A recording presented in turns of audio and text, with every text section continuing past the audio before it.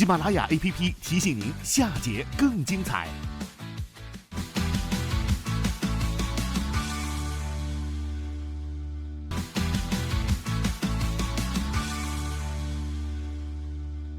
本节目由水中贵族百岁山独家冠名播出。上喜马拉雅搜索“不加班”，免费领取5天会员，补充你的精神食粮。欢迎来到今晚不加班的现场，我是主持人于有光。这里是全国首档聚焦都市打工人的职场节目，让我们在这里聊一下如何轻松摸鱼，是如何构建超棒的职场关系。接下来，让我们掌声有请主理人李传。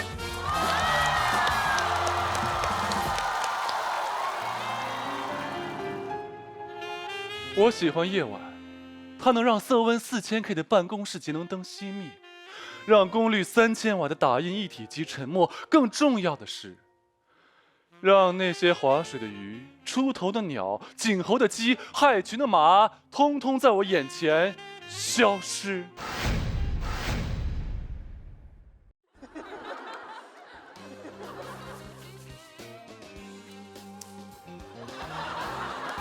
OK， 众所周知，我们李氏集团呢美名远扬，于是就有节目组闻讯赶来，找我做一档什么职场类节目。我说 no no no， 他说哦不，有你是我们节目组的荣幸。我说哦，是吗？于是我们相聊甚欢，一拍即合。可是导演组变本加厉，他说李总，拜托你今晚加个班，帮我们想一想节目组的名字。我说我想揍他。导演，你越界了，我今晚不加班。导演说好，就这个名字。这就是这个节目的由来了。好，重新正式介绍一下我自己，我就是今晚不加班的去班位主理人李川，大家可以叫我李总，欢迎各位。我们每周还会邀请各行各业的班位农人到这里，一起来畅聊职场话题，做职场打工人的嘴替，同时跟大家认真探讨我们良性的、和谐的职场关系，欢迎各位。所以，在场的观众朋友们，请问各位今晚加班吗？不加班。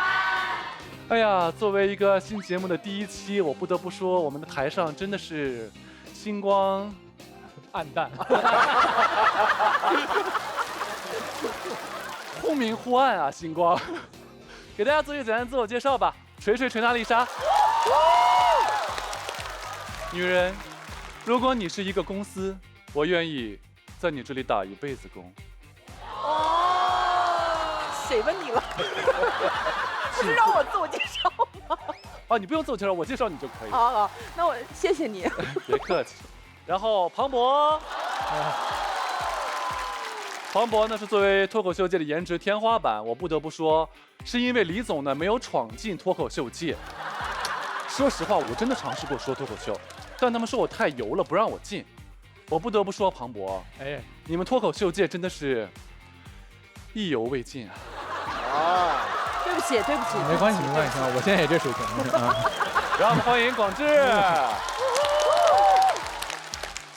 自从广智有钱了以后啊，好多观众都说广智不好笑，但放心，广智，我就不会这么说你，因为不论你怎么有钱，在李总面前都不够有钱。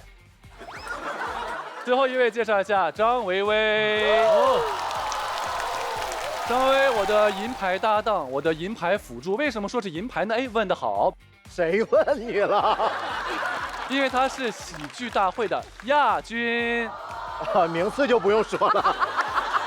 那么请问冠军是谁呀？那都不重要。哎，冠军是给每一位观众带来欢乐的人。哎呦！说完了我右手边的朋友，再来介绍一下左手边。哇，好大的味道，什么味儿？哦，班味儿，没事，是班味儿。依次做一个自我介绍吧，来有请。Hola， 大家好，我是苏诺伊，来自西班牙的进口变性劲感牛马。哦，进口牛马。OK。Hello， 大家好，我是以前在公司上班，现在给自己上班的，把工作状态视为人生状态的梦雨桐小梦，很开心见到大家。嗨，大家好，我是很想上班，但是把公司干倒闭的喜剧演员 Summer 林慧颖。我做过女团，讲过脱口秀，前同事，现在在当主持人。我是于有况，每份工的苦我都想尝一尝。Hello， 大家好，我是摆过摊儿也上过班，把副业干成了主业的喜马拉雅播客主黄黄。OK， 现在我们回归正题啊，咱们的节目呢叫做今晚不加班。我们知道，打工人职场的第一个要面对的关系就是自己的老板，所以这一期呢，我们要探讨的就是你和老板的关系。但是人不都是十全十美的，老板有很多自己不知道的槽点。我们特意搜集了一份网友对于老板的意见数据，看看网友们最介意老板什么行为。有没有大家比较讨厌的？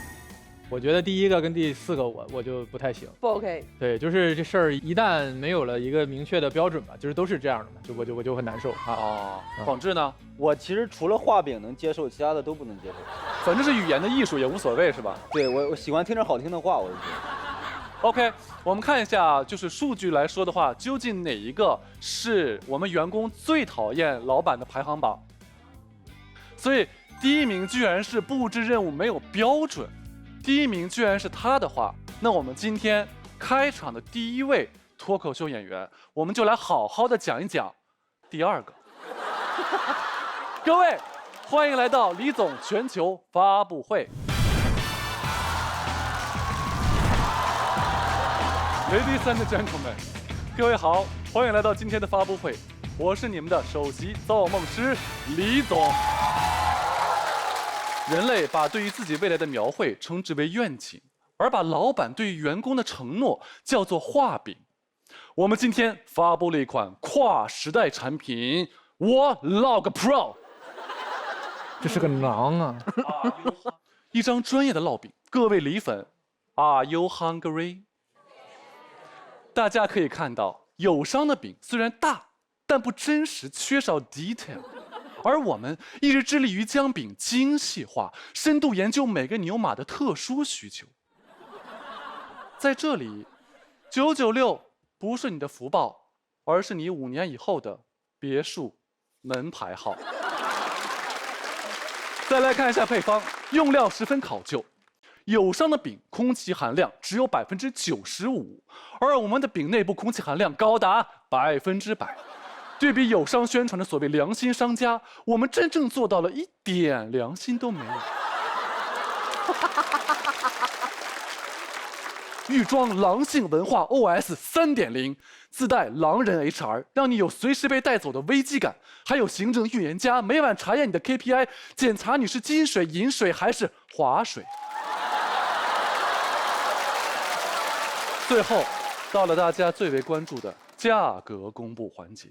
今天，我们坚持感动人心，价格厚道，0元购，可以躺着拿走，但也有其他支付方式，比如你的头发、颈椎、家庭关系。最后，我们向大家郑重承诺，以上产品最终都不会生产，因为这都是我们烙的饼。谢谢大家，我是首席烙饼官李总。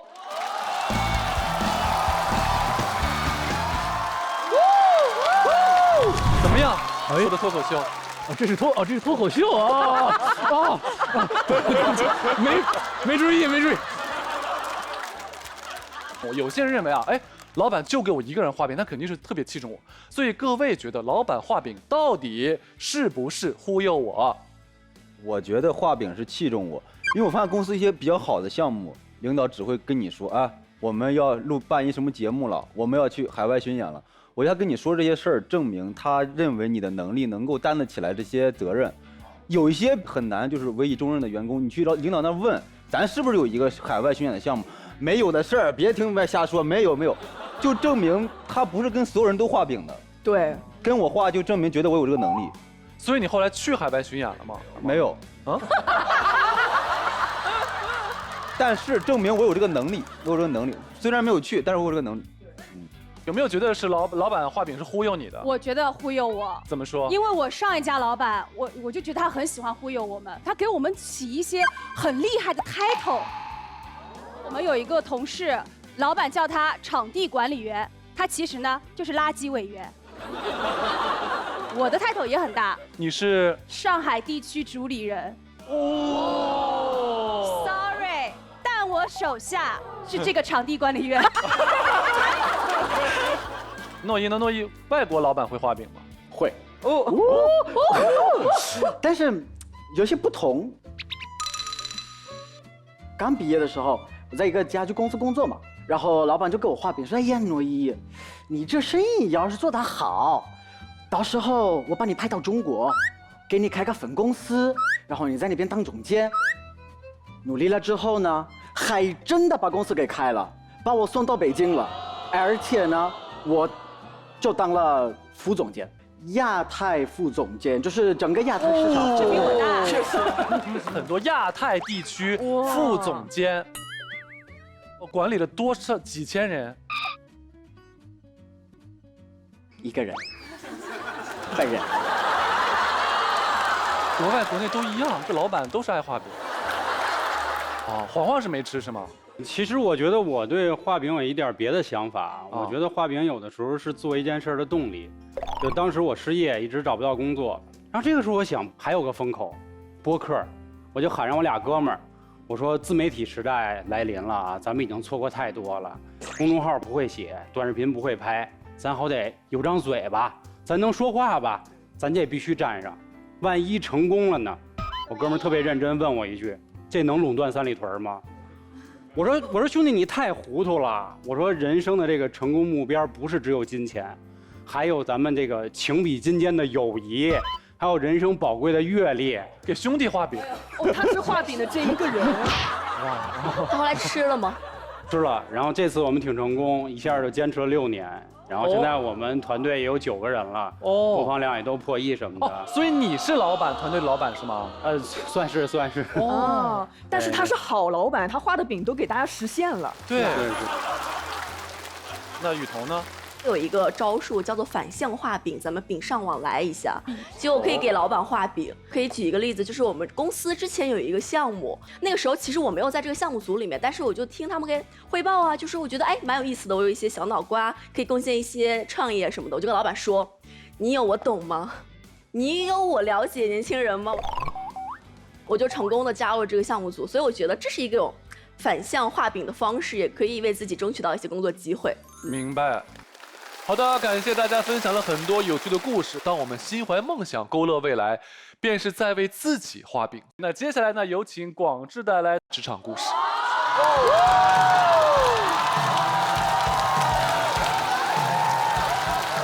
大家好，我是广智啊。他们让我聊这个向上管理，我说我这个人不太擅长向上管理，要不聊点别的吧？他们拒绝了。你看，我就说我不擅长向上管理吧。就是我一直觉得向上管理就是个伪命题，就好比打扑克一样，董事长 CEO 就是大小王，你听说过哪里的规矩是让对3管大小王的？除非你凑齐4个3。但这个时候只要老板说一句，哎，来，那个洪涛3，我现在任命你为洪涛4，洪涛4马上就会转过头，大王您歇着，这几个3我管就行了。就是你能理解吗？进去的时候还是个炸弹呢，还想着翻倍哈，出来之后成3带1了，说这把能跑就不错了。你还向上管理呢，老板直接降维打击，你也只能接受，因为你不当洪涛4，有的是3想当。你看那个梅花3跟黑桃3，听完洪涛3的任命，脸都黑了。所以，向上管理是讲究方式方法的，但是向下管理就不用讲究方式方法。你管就行了，员工自己会找角度夸你的。比如你向下管理比较强硬，这叫什么铁腕；你比较懒散，这叫人性化管理；你瞎管，这叫创意化管理。反正你只要管，其他就都不用管。你向上管理，你态度强硬，没有人会夸你铁腕，领导只会觉得说，哎，你既然这么喜欢向上管理的话，那你就从最基层开始做起吧。那里好，跟谁说话都是向上管理。不过话说回来啊，就老板做的有些事儿，你不管确实不行。就比如我们辛苦打工赚钱，然后老板大肆庆祝，我就不明白为什么庆祝要搞这么浮夸，这不浪费钱吗？老板说这不是之前公司太难了吗？你不得好好庆祝一下吗？我心想，要不是你这么爱庆祝，公司之前不至于这么难。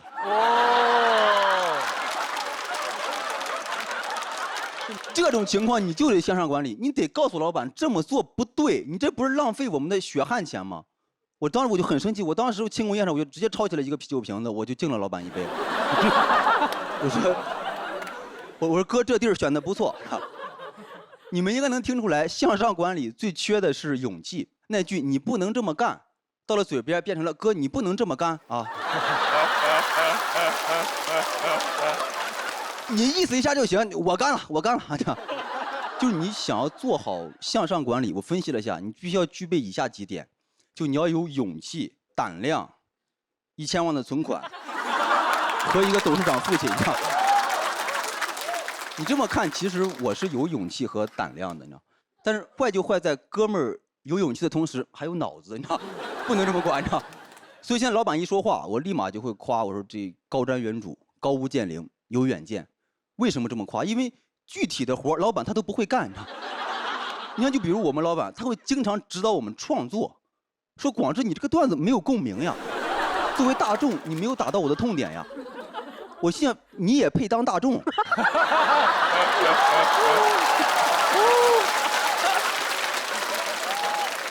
你这个尊贵的企业家啊，我就想不明白，你的痛点跟我们的痛点能一样吗？你的痛点是什么？别人的别墅比你的新，别人的私人飞机比你的大，财富榜上没有出现你的名字。我听完我就觉得你，哎，你别说他这个我还挺有共鸣的，因为就是财富榜上确实也没有我的名字，你知道。我现在怎么说，在公司的这个地位，该说不说的吧，就是一个小小的顶梁柱吧，这样。我现在在公司的地位差不多是一个红桃 K 吧，不出意外的话，明年应该就能成黑桃 A 了，黑桃 A 了。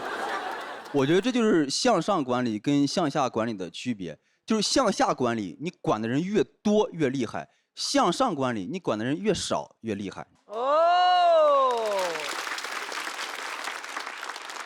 但即便如此，作为员工，你还是会有很多弱点。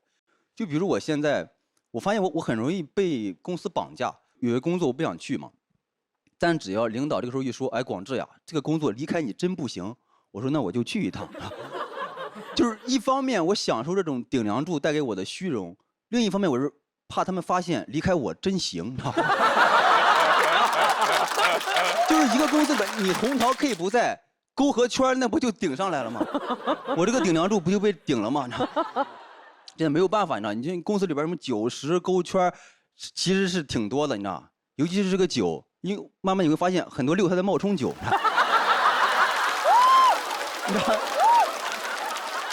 你拿了一把盘珠，这90勾圈开怎么出不去呀？你仔细一看，你这个老6啊！所以就导致公司的人越招越多，但对于老板来讲是无所谓的，因为人多了，其实对老板来讲是有好处的。就比如说，你节目没有录好，老板说可以说啊，这导演组的问题，稿子没写好，是编剧的问题，人走了很多 HR 的问题，公司没有盈利，而财务的问题。就是现在知道为啥招这么多人了吧？因为这么大一个锅，你不能给一个人背。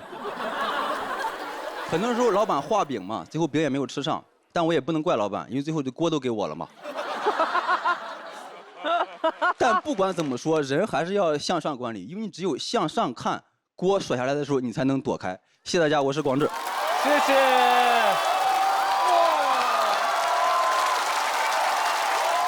朋友们。刚才广志分享的是向上管理有没有必要？各位上过班的举一下手。认为有向上管理的必要的再举一下手。其实不少人认为都需要向上管理，所以现场的朋友们，大家认为有向上管理的必要吗？雨桐。其实我觉得，对于职场新人来说，向上管理真的是还挺值得勇气的一件事情。我可以分享一个我职场里面的例子，就比如说我老板他就会给我下达一个指令说，雨桐啊，你晚上去订一个餐厅，我们约了客户要吃饭，我完全不知道这个需求背后隐藏的信息是什么，客人在哪儿，然后从跟谁吃，从哪儿来，要订多少个包厢，要吃什么菜系，我完全不知道。不要担心对方觉得不耐烦，因为如果你真的一旦理解错需求，其实你是自讨苦吃，就是给自己增加了一些麻烦。所以这个时候可能需要我去不断的慢慢引导他的需求，再加上我给到他2个左右的解决方案供他选择。哎，这个川菜好还是广州菜好？最后确定是哪一个房间就好了。广志呢？向上管理有没有必要？不是，我有时候会老是拧巴一个事儿，我只想就是说做好我分内的事儿就好了。但是你发现有时候你不向上管理的话，公司的一些决策会影响到你自己，然后你就需要告诉老板，咱这个车好像压线了，你不能这么开。但我就说我是个乘客，我为啥要告诉你，哥们儿你压线了？这不是我的工作吧？我也没有拿这份钱，我也会拧巴在这儿。但确实车压线了，开始危及你的人身安全了，它会危及我的人身安全。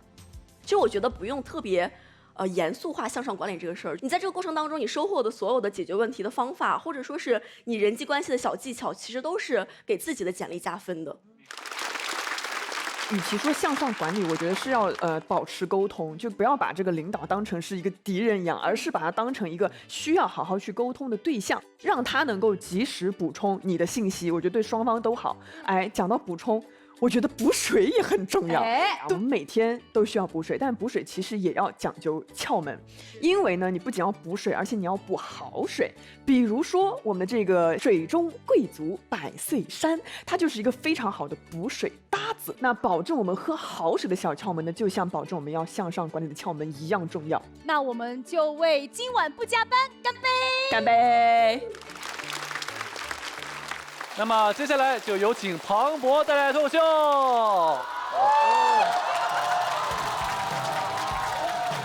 大家好，我是庞博。哎呀，非常开心，这个很开心，在这个美好的夜晚来今晚不加班，给大家加班说脱口秀啊。这个节目叫今晚不加班，我都很难想象这个节目当初是怎么策划、怎么办起来的。你没法想象这个节目策划会怎么开，是吧？一个导演说：“老板，我。” idea 神了，我策划一个节目，内容是大家一起骂老板，老板你说好不好？关键是老板说好啊，你这个节目想叫什么？说我叫今晚不加班，说没问题，就你今天晚上加班把方案做出来。导演说好嘞，是吧？你就很难想象他们这个精神状态，是吧？毫不留情的互相攻击，中间夹杂着肝胆相照的互相信任啊，真棒！我觉得这个节目组是天作之合，真的。不过我确实能理解啊，因为是每个老板看到啊、听到那些吐槽职场的段子，他都会觉得不是自己啊。老板就是这一点，心态特别好。我之前做一个项目，也是在那种微信群里面，然后会有甲方的领导，他有时候就，对吧，往里边转那个公众号那些文章，标题全都是什么高效团队的5种秘诀啊，执行力巨大提升的10个方法，想让我们都学习一下。你说我们哪有空学习？我们在工作，对吧？我点进去一看，第一条秘诀就是工作群里边不要发无关的信息。这就是为什么我们这么多人是吧，吐槽了这么多年加班，吐槽画饼啊，吐槽 PUA， 吐槽了这么多年，段子都快写完了，这些现象依然存在，变本加厉。职场上的内卷并没有解决，但是吐槽内卷这个赛道已经越来越内卷了。老话说得好啊，既然解决不了真正的问题，那我们就解决提出问题的人啊。我就觉得就是大家可以，适当的扭转一下这个上班的心态，你有时候就会好一点。大家跟我一起想一个问题啊，就是为什么大家比如说每天打卡上班，然后到月底我们领工资这个事儿就好像很痛苦，但是如果我们每天打游戏是吧，线上领那个每日登录的礼包就20个破金币，然后我就坚持的一天都不差是吧？我还要花钱补签，对不对？这为什么呢？是吧？行为一样，心态却不同。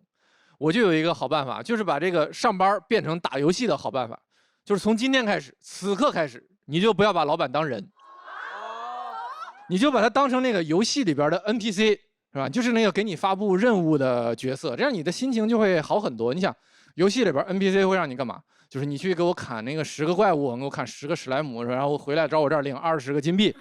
但是工作里也是一样的嘛，老板就说你改吧，这个方案改10版，月底也给你2000块钱，然后就心态就完全不一样。你后者你就会很生气，为什么？因为 NPC 不会跟你说，我还是觉得第1版那个史莱姆砍得最好。其实你仔细想一想，我觉得每天上班真的跟打游戏是非常相似的。有一点，你比如说打游戏的时候，大家都知道，那个地图里边哪有任务啊，那一块就会突然亮起来，对吧？你晚上去各大 CBD 写字楼看一看也是一样的，哪个窗户亮起来了，就说明哪个部门接到了任务。有道理。有些时候也会觉得刷怪特别的无聊，浪费时间，在那干嘛？大家说在那干。我们有时候也会开那个自动打怪的功能，就好比是你做 PPT、做 Excel 写这些东西太无聊了。现在我们有方法，就开 AI 嘛，对吧？然后 AI 帮我们来自动生成做一些工作。当然这个事儿也有一定的风险，就是系统如果发现你开挂，就会把你封号，是吧？老板如果发现你干的活其实AI 能干，他就会把你裁员。老板就是这样的，从来不砍怪，只砍预算。我们刚刚说到这么多画饼啊、PUA 啊，包括开头说那些奇奇怪怪的行为，我们心态放松一些，就把它当做游戏里边那种过场动画，你就看不见他说什么，你就按空格跳过。其实不影响我们自己的剧情发展，这种心态就叫向上管理，是吧？老板看你的时候就牛马，你看他人机。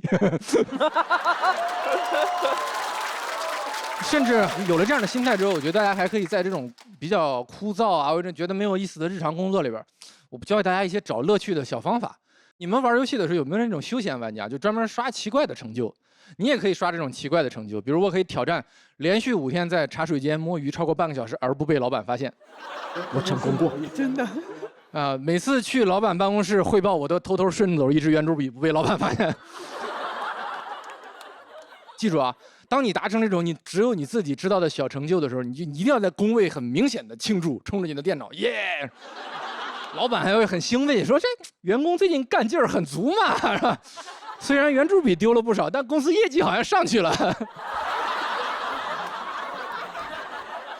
这样很有帮助。甚至有一天，比如说你现在的工作你不想做了，就相当于游戏打腻了嘛，我可以换一个游戏，我可以切换角色嘛，你开一条新的剧情线。我原来做这个程序员嘛，大家可能有些朋友知道，我甚至做这个跟卫星相关的工作。你类比到游戏里，我其实是一个法师的职业，就是我平时就写几行普通人看不懂的东西，然后嗖一下有什么东西就飞起来了。但是我现在就转职了，我不一样了，我现在就是脱口秀演员。在一家游戏里，我是什么角色？我现在是一个坦克啊，坦克大家都知道是什么，就主要负责嘲讽啊，没有什么实质伤害，不会造成任何伤害。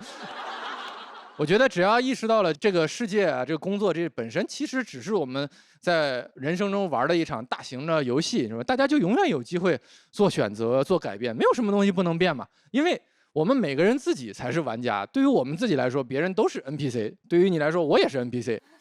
工作只是大家的支线任务，我们唯一的主线任务就是过好自己的人生。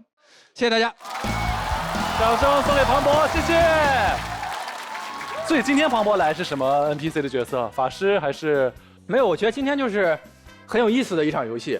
你想，这么多这个根本没有上过班的人跟大家聊职场，底下坐着真正上过班的人，多么荒谬的一个场景，是吧？跟很多人的工作都是一样的，是吧？假装这里没有问题。其实广智是上过班的吧？对，庞博刚讲那个，就是说你把老板当成一个 NPC，你转换一个角色，可能就会好很多。看这个问题，是在我眼里，我觉得老板像小孩儿，你知道？就他们说话的很多方式跟我外甥很像。就是老板说啊，他们很喜欢隐藏自己真实的目的，但是呢又藏得不好，手段很拙劣。我外甥也是这样，你比如说你让他在那写个作业，他一会儿说我要上个厕所，10分钟上3趟，然后回来说他想要一个上面就是画印着奥特曼图案的笔啊，他就一直想要，然后就说这个笔握着手疼。你就明显知道他要干啥，是不是有点太拙劣了？对对对，我老板跟我说也是，他说广智，你最近这个也没有什么演出，我觉得呢，你既然在公司，公司就要为你的收入负责。他其实就是想让我替他赚更多的钱嘛，但他不这么说，我就想，如果你要为我的收入负责，是不是直接把我的工资给涨了，不就完了吗？那我为什么要出去接更多的演出呢？你那个话是不是有点太明显了，哥们儿？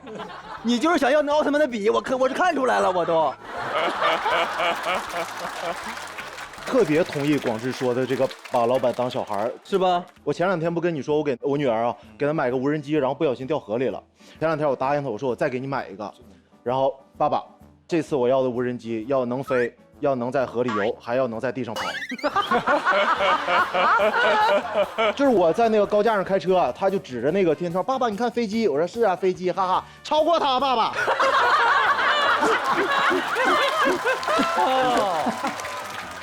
就这种不符合逻辑的要求，就是很多领导提出来的。对对。其实我非常赞同庞博老师说的，就是我也会把老板当成游戏系统，就可能今天他是霸道总裁版，明天就是小鸟依人版。有的时候他出现一些问题，咱们就开个支线，就大不了重开嘛。就是你自己的心态其实也很重要，有的时候你自己是开心的或者是松弛的状态，反而那个会更顺利。所以就是你玩游戏嘛，就开心就好了。其实说了很多对于向上管理啊，对于老板的干货。我们可以设想一下，假如有一天职场的权力结构反转了，员工是否不再需要向上管理呢？大家一起来看一下吧。我叫小沙，是一位实习生。在我加班改第51版方案的时候，我昏迷了，重生进入了一个新的世界，而这个世界打工人的地位很高。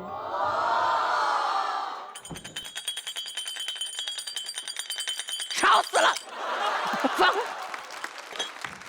张总，我的方案改完了，跟你宣布事。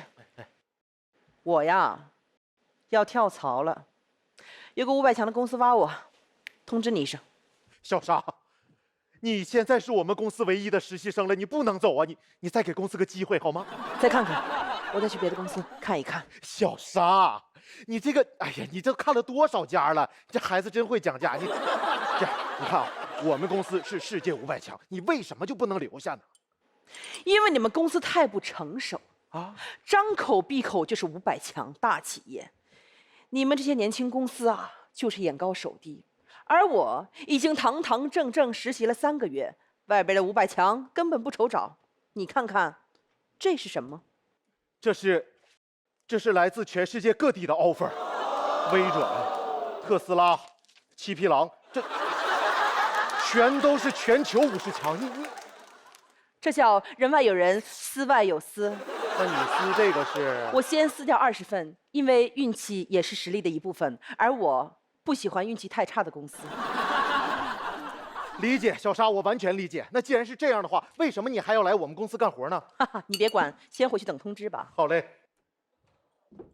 这是我公司，我实在不知道回哪儿去。这样吧，我能给到的我都给你啊。这个顶格的社保，5险1金，这个做3休4，外加押1付3。你等一下，押1付3是？是这样，就是你呢押1份就业协议，我可以预付你30年的工资。押不了。那你随便押点别的什么，哪怕你押个运呢，反正我就是想变着法的给你钱呢。好。给你5分钟的时间，说说吧。好，我简单介绍一下，我们呢，首先是这个行业细分的领导者，其次我个人。你等一下，说重点。没人教过你招聘技巧吗？我们公司每天工作6小时，所以你早上起来不用太准时。我们还负责免费的茶水、小零食。我们高管定期给你们员工表演节目，提供情绪价值。好。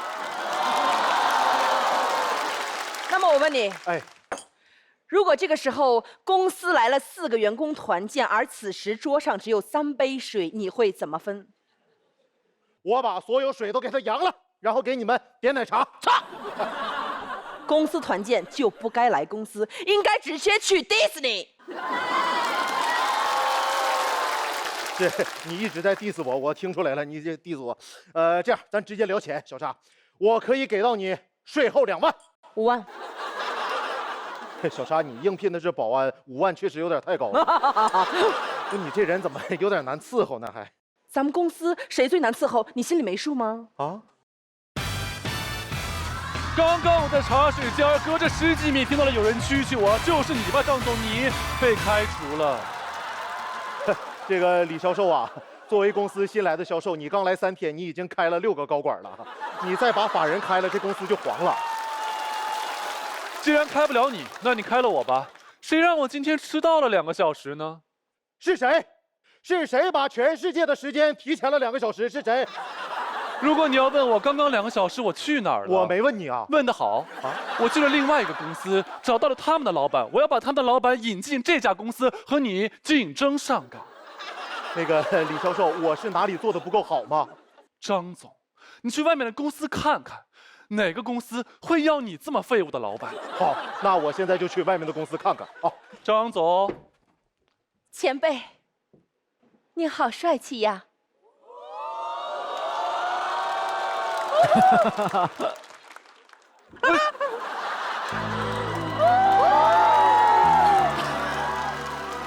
你这个毛手毛脚的小保安。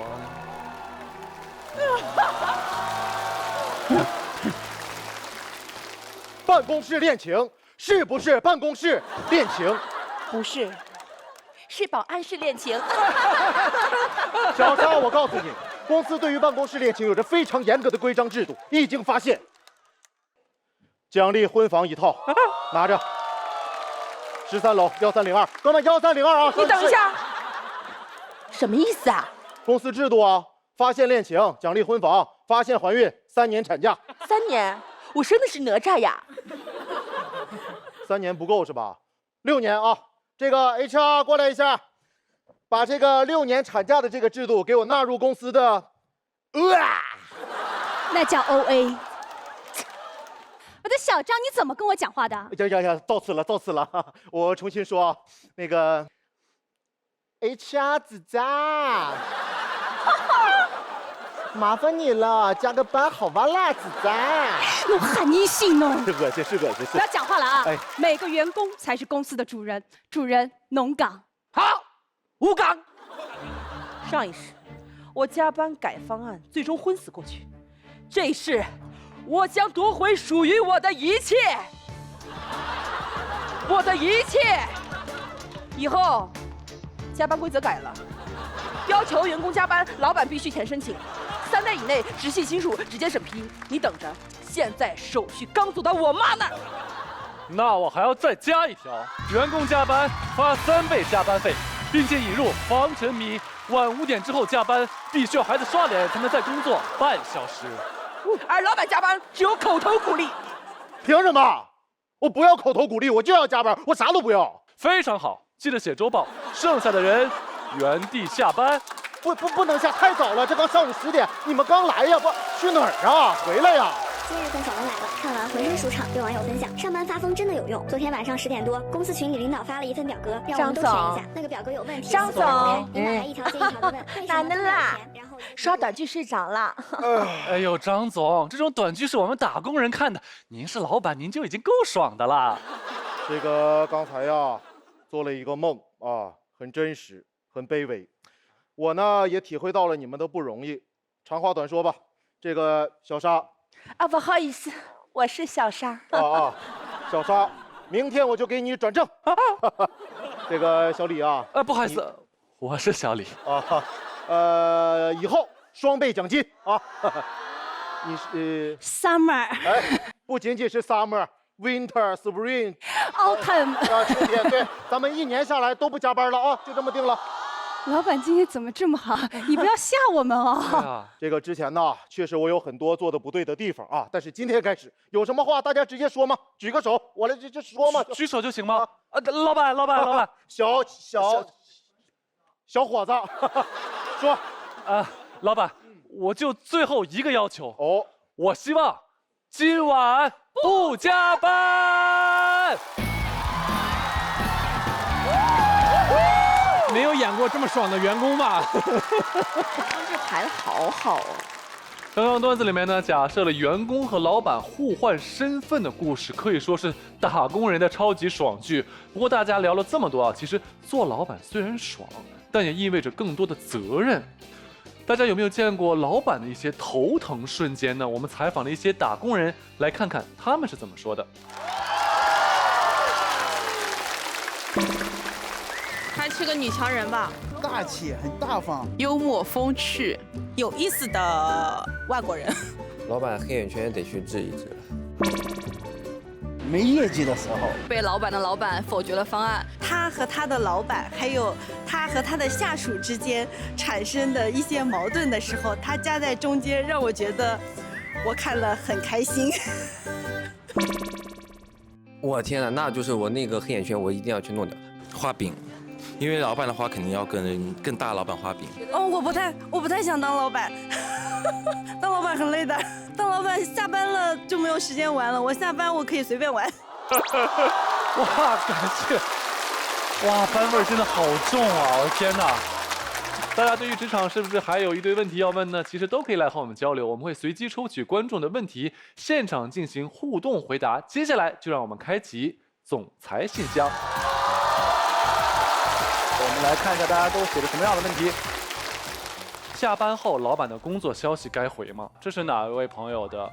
我是做财务的，我的某一个单位的老板，经常就是在我下班途中，然后会给我，这个文件填一下，这个表格做一下。您的选择是回还是不回？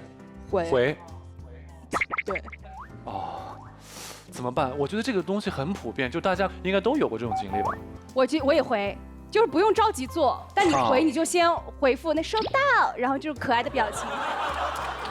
外国应该没有这种情况吧？我是遇到这种情况的时候才发现，飞书里面是不能拉黑人的。而且人家还会看到你看到了这个消息。对，我觉得已读真的是件很可怕的。所以你在中国会遇到这种就是情况的话，你会怎么办呢？你是不好意思，老板听不懂。哇，这个招又私人又好用。特别好奇啊，黄黄，你是自己现在做老板是吧？啊，对。你会在工作时间之外给你的员工发消息吗？会，天天发。然后有的时候可能我发了一些看起来和这个工作无关的时候，其实是我自己焦虑了，我不知道该去怎么和大家去说。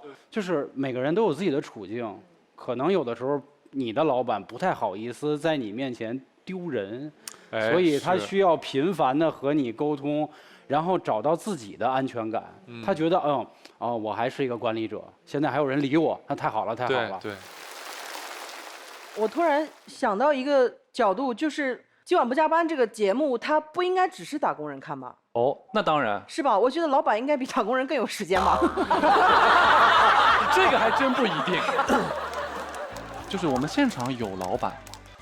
哦，老板真有一位老板来。我个人觉得，就像刚刚那个黄黄说的，就是其实大家是在合伙做一个事情，做一个共同的事业，所以就比较会去换位思考。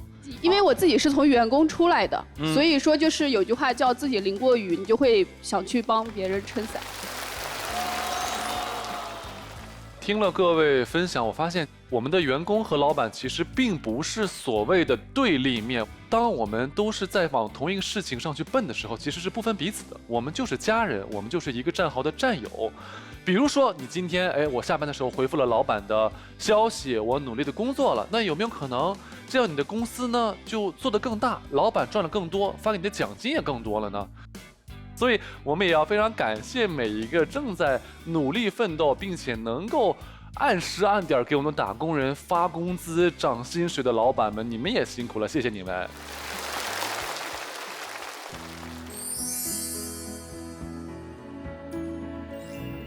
差不多要24小时都要工作在一线，就几个月都要加班，就大家都得10点多走。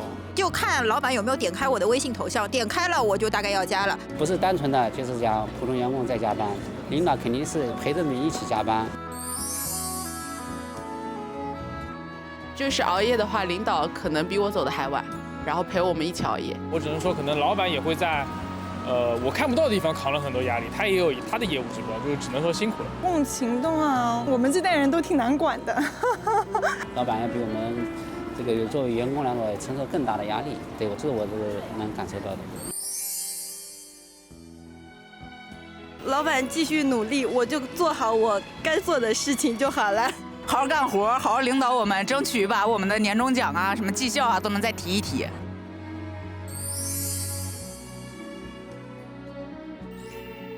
我觉得还是不要在工作中就麻木掉了，你还是要保持继续学习和继续前进的能力和精神。好好打工，不加班。我也辛苦了啊，希望能够就是收入上越来越高，然后那个职位也越来越高。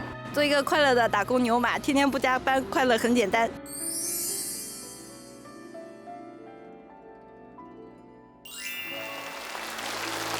今天我们聊了其实很多关于老板的话题，有吐槽的，有共情的，然后也希望大家看完了本期节目都能够找到一个和老板相处的全新模式。最后呢，我想说我们每一个人还是给初入职场的新人们一人一句建议吧。不知道为什么突然到了给年轻人忠告的岁数，好奇怪啊！这是。我真实的感受就是想清楚你最想要的到底是什么，大概率不会是老板。我这句话就是不常出现在职场里边，就是你们要解决问题，不要让问题解决你们。刚参加工作的时候吧，就有一个前辈跟我说，无论你遇到什么不公，受了什么样的委屈，只有一个原因，就是你不红，等你红了就好了。确实，真的有道理的。所以同理，就如果各种客观因素上做不到自己的业务能力强大，那么最起码自己一定要内心强大，自己强大起来，所有的破事儿都会远离你的。哎，说得好。我只是想说，吐槽归吐槽，但是大家都是为了公司而努力，而公司也是为了员工而继续发展，所以希望大家可以加油。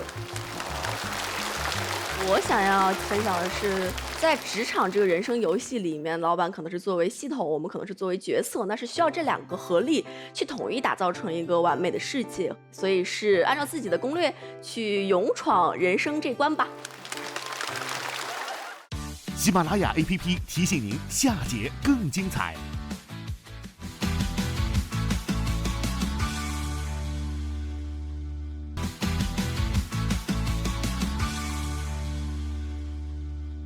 本节目由水中贵族百岁山独家冠名播出。上喜马拉雅搜索不加班，免费领取5天会员，补充你的精神食粮。今天有个特别的环节叫摸鱼时间，广志跟我们分享了他向上管理失败的经历，那就把今天的摸鱼时间奖励给广志吧。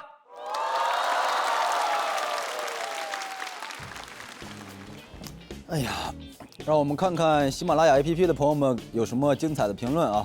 哎，这位喜马拉雅的朋友，名字叫阿贝的朋友，他说老板的饼都快画到火星了，我还在等地球的工资到账。该说不说，朋友挺幽默的，实在不行你可以来我们公司啊，来我们公司上班也行。今天我们一起聊了很多关于老板相处的话题，面对现实的问题呢，大家都难免有一些小牢骚。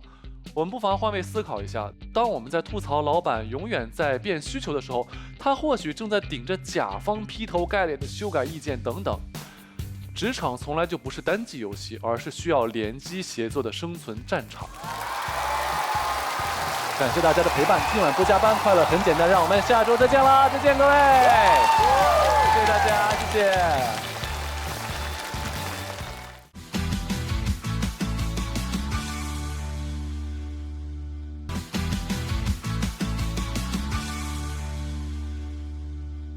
本节目由水中贵族百岁山独家冠名播出。今晚不加班，主题是职场他力量，让我们掌声有请今晚的嘉宾闪亮登场。我们本来就很强，没有什么女强人。怎么每天都是你们女生这个，你们女生那个？咱们这儿不就我一个女生吗？啊，女性在职场就不该有天花板。你找工作的时候，你怕就是没有班上啊，上班之后又怕上多了。他真的是靠自己的努力、专业度走到今天的吗？还是靠你的脸走到今天的？我在意的就是不想被定义。